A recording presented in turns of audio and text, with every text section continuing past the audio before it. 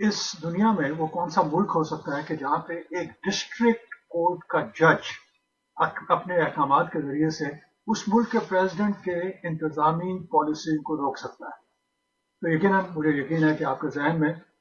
कुछ developing countries के नाम आ रहे होंगे। आप सोच रहे होंगे मुमकिन है कि मुल्क अफ्रीका में हो, क्योंकि ऐसा कैसे हो सकता है कि एक डिस्ट्रिक्ट कोर्ट का जज उस मुल्क के प्रेसिडेंट की इंतजामी पॉलिसियों के बारे में हुक्म जारी कर सके और उन्हें रोक सके। जी नहीं, मेरा ख्याल है कि आपका गैस गलत है। उसकी वजह यह है कि ये किसी थर्ड वर्ल्ड कंट्री की मैं बात नहीं कर रहा, मैं बात कर रहा हूँ यूनाइटेड स्टेट ऑफ अमेरिका की, कि जहाँ पे लीगल सोफेस्टिकेशन जो है वो अपनी पीक पे दिखाई देता है। लेकिन अभी तक बहुत से ऐसे मसाइल हैं कि जहाँ पे यहाँ के कानूनदान भी परेशान हो जाते हैं कि ऐसा कैसे ये कानून बना और अभी तक ये कानून क्यों अपनी जगह पे मौजूद है। लेकिन हम देख रहे हैं कि अभी रिसेंटली जो है, जिस तरह से रिपब्लिकन पार्टी और डेमोक्रेटिक पार्टी के दरमियान महाजराई बढ़ती जा रही है,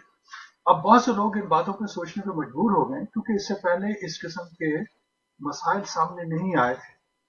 और मैं बात कर रहा हूँ इस तनाजर में जिसे हम ड्रीमर्स का ड्रीम कहते हैं। आपको मालूम है कि ड्रीमर्स वो नौजवान हैं जिनमें से बहुत से लोग जो है इस मुल्क की खिदमत अंजाम दे रहे हैं, और खासतौर पर कोविड-19 के दरमियान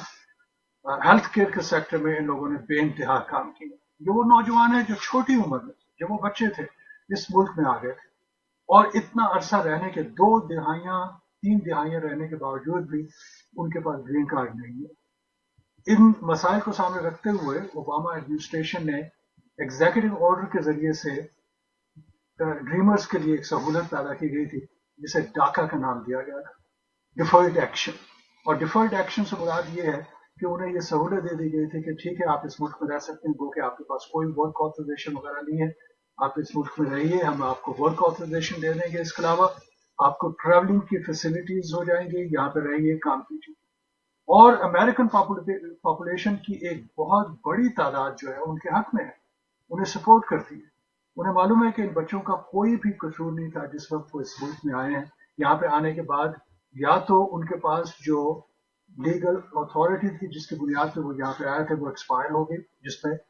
यकीनन नॉन इमिग्रेंट वीजा थे, या उनके पेरेंट्स जो है उन्हें और तरीकों से इस मुल्क में ले आए थे। और यहाँ पे आने के बाद छोटे बच्चे, उन्हें तो पता नहीं, उन्होंने स्कूल अटेंड किए, कॉलेज अटेंड किए, यहाँ पे मेहनत की, और ये वो बच्चे हैं कि जो अब नौजवानों में तब्दील हो चुके हैं, जिन्होंने कोई जराइम नहीं किए, जो इस मुल्क की ट्रेजरी के लिए टैक्स पे करते हैं, और जैसा से मैंने बताया कि मुख्तलिफ फील्ड्स के अंदर जो है वो खिदमात अंजाम दे रहे हैं, लेकिन अभी तक उनका मसला हल नहीं हुआ। और ये जो मैं डिस्ट्रिक्ट कोर्ट के हवाले से मैंने बात शुरू की थी, डिस्ट्रिक्ट जज के हवाले से, वो हम देख रहे हैं कि इस वक्त हमारे सामने है। ये एक बहुत बड़ी तलवार है जो इन नौजवानों के सरों पर लटक रही है। आपको मालूम है कि प्रेसिडेंट ओबामा ने एक एग्जीक्यूटिव एक्शन के जरिए से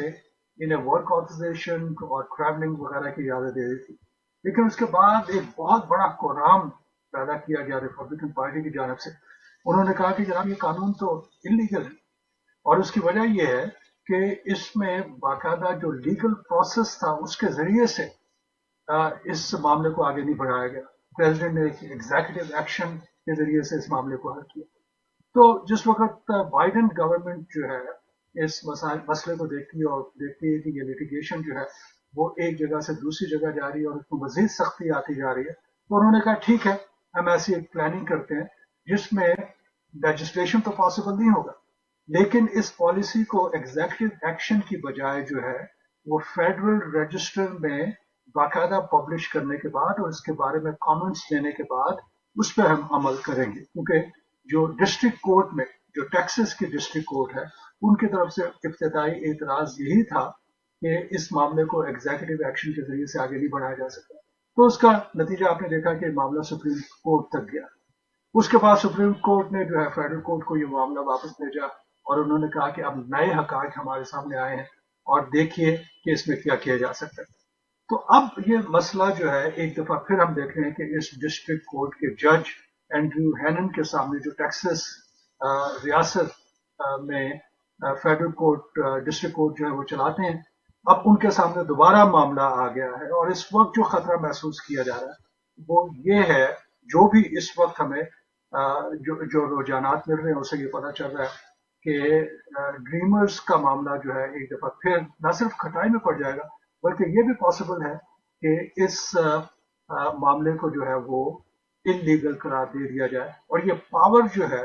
یہ ایک ڈسٹرکٹ جج کے ہاتھ میں ہے۔ اور آپ کو معلوم ہے کہ ڈریمرز کا معاملہ فیڈرل لیجسلیشن کا معاملہ، امیگریشن کا معاملہ، یہ نیشن وائڈ پورے ملک میں اس کا اطلاق ہوتا ہے، اور ایک ڈسٹرکٹ جج کے فیصلے سے یہ پورا معاملہ جو ہے وہ ڈیریل ہو سکتا ہے، کیونکہ جج کے پاس یہ پاور ہوتی ہے کہ وہ پریزیڈنٹ کے احکامات کو، انتظامی پالیسیز کو روک سکے، اس کے خلاف سٹے آرڈر جاری کر سکے۔ اور یہ دیکھیے کہ ایک ڈسٹرکٹ کورٹ کی جانب سے اگر یہ اس قسم کا سٹے آرڈر ہوتا ہے تو پورے ملک بھر میں اس انتظامی کارروائی کو، اس پالیسی کو جو ہے روک دیا جاتا ہے۔ تو یہ ایک بہت بڑا خطرہ ہمیں سامنے نظر آ رہا ہے۔ اب آگے چل کے کیا ہوگا آئندہ، ہم چند دنوں میں یا ممکن ہے کہ چند ہفتوں میں دیکھیں گے کہ جس وقت یہ فائنل ڈیسیجن جو ہے ڈسٹرکٹ کورٹ کی جانب سے آتا ہے تو پھر یقیناً یہ معاملہ جو ہے دوبارہ اپیل میں جائے گا، لیکن گورنمنٹ جو ہے، بائیڈن ایڈمنسٹریشن جو ہے وہ انہوں نے ریکویسٹ کی ہے اس جج کو کہ کم از کم یہ کیجئے کہ اسے نیشن وائڈ اس کا اطلاق نہیں ہونا چاہیے۔ اگر آپ یہ کہہ رہے ہیں کہ یہ قانون جو ہے وہ غیر قانونی ہے تو اسے غیر قانونی قرار مت دیجیے، اور اس کا اطلاق جو ہے وہ پورے ملک میں نہیں ہونا چاہیے، اپنی ریاست میں کر دیجیے، اور وہاں پہ آپ دیکھیے کہ اس کا کیا رد عمل وغیرہ ہوتا ہے۔ ٹیکسس کے اندر آپ یہ کر دیجیے، یا پھر یہ کیجیے کہ اس کو اس طریقے سے اس کا اطلاق کریں کہ جس سے اس کے ہارمفل افیکٹس جو ہیں وہ فوری طور پر لوگوں کو نہ پڑے، اور اتنی مدت مل جائے کہ جس میں ایپلیٹ پروسیس وغیرہ جو ہے کمپلیٹ کیا جائے۔ اور اس کی ایک سب سے بڑی وجہ یہ ہے، میں سمجھتا ہوں کہ اگر اسے ایک براڈر کانٹیکسٹ میں آپ دیکھتے ہیں تو یہ ڈسٹرکٹ کورٹ کے پاس جو یہ پاورز ہیں، اگر یہ ہوں بھی تو چند لمحے کے لیے تصور کیجئے کہ اس سے زیادہ نقصانات نہیں ہوتے، اگر یہ ہو کہ وہاں پہ ججز کو جو ہے سلیکٹ کرنے کا مرحلہ جو ہے وہ ایک مخصوص انداز میں